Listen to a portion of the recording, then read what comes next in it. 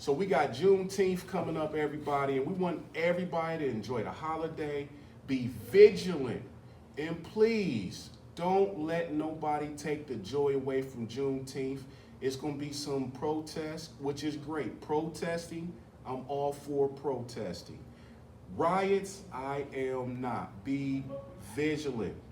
Also, I just want to comment on Juneteenth, which, of course, we're thankful for the holiday and everything, get a little bit of recognition and things of that nature.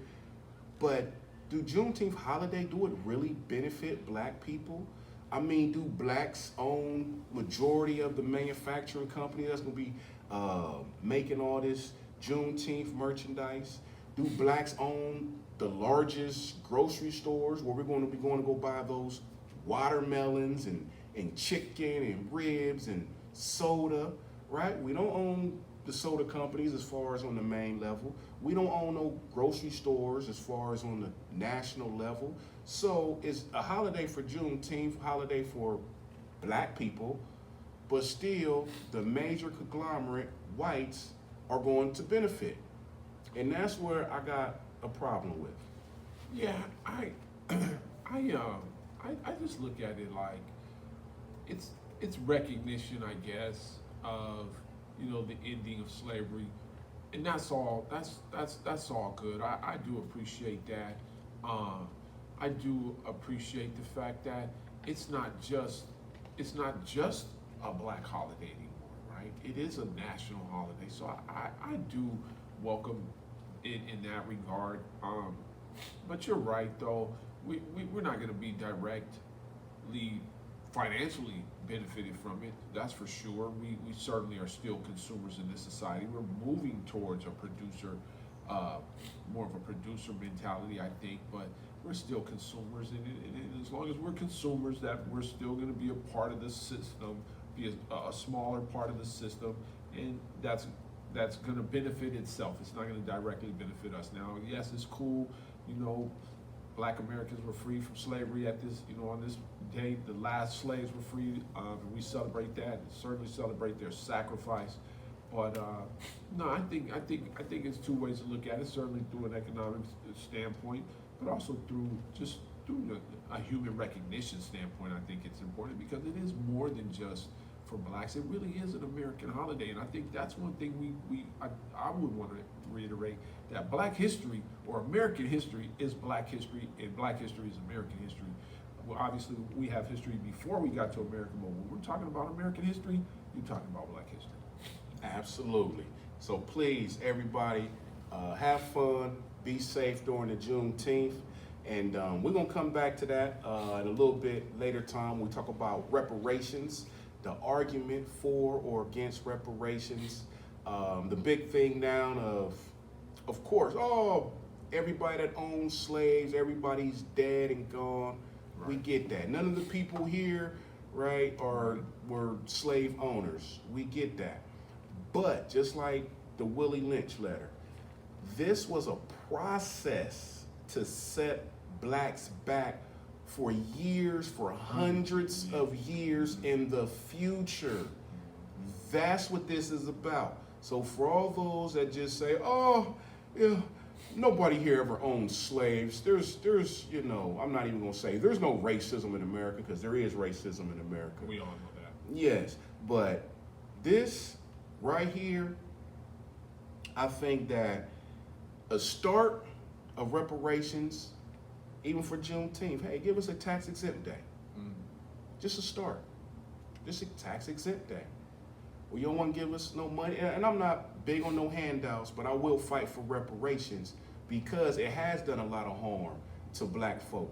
Even just like when we had Black Wall Street, soon as blacks was independent and sufficient on our own, had our own food, grew our own food, own land, own stores, they like, woo, we need them blacks. See, now we know, we educated men with degrees. We know the power of our blackness. We're like the 300.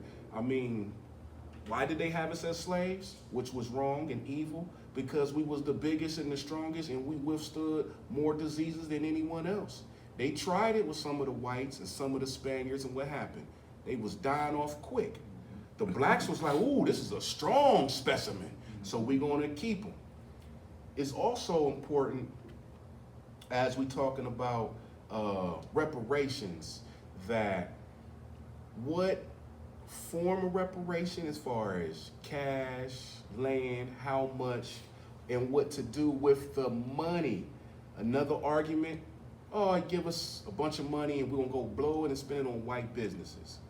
That's another argument. Right now, every family should be talking about financials in their home, learning about money. It is not being taught very much in school. You learn how to add and subtract and different things of that nature. You have different, problems that you have to work out.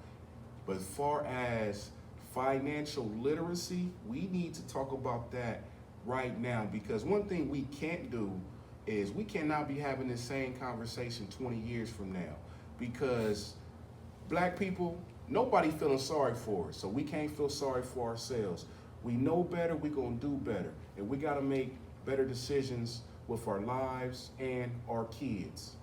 Yeah, the financial literacy thing is huge for me. You know, I worked in a brokerage company. You've known that for a little while, and I can honestly say that my finances have done a complete 180, right, since being hired with this company. Not that I've made a ton of money with them in terms of sales, but I've made a lot of money in terms of investments. And just that information alone has transformed my my finances. I've always had a good job, right? I've always been able to make money, and that's one thing. Been able to save a little bit, but the financial literacy has changed the trajectory of the money that I'm making. And I'm very thankful for the fact that I was stumbled across this, this World Financial Group, and that they taught me the things. I mean, how many people out here understand what the rule of 72 is? How many people have ever heard of the rule of 72? How many people know the different the different forms of taxation in terms of pre-tax and post-tax? Do you know the difference with those things? So it's a lot out there that we need to learn, and we need to stop being afraid of investing our money just because putting our money in things that'll help bring us money or earn us money.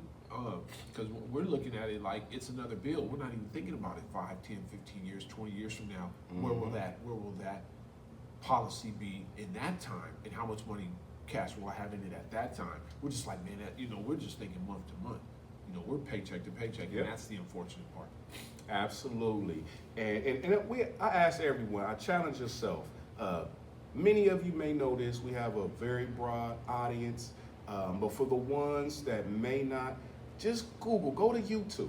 Just type in financial literacy, one-on-one financial literacy for beginners, and just kind of go through some videos to kind of get a feel for what's going on. Pick up some books. You can go to a public library and rent a book. If you don't want to order one on Amazon, if funds is hard, you can go to a public library for free. You can talk to an insurance broker. You can talk to an insurance agent. You don't have to necessarily purchase anything if that's not really where you're at. But if you want to know, if there's information that you want, you can call up agencies and talk to financial professionals who can answer questions for you.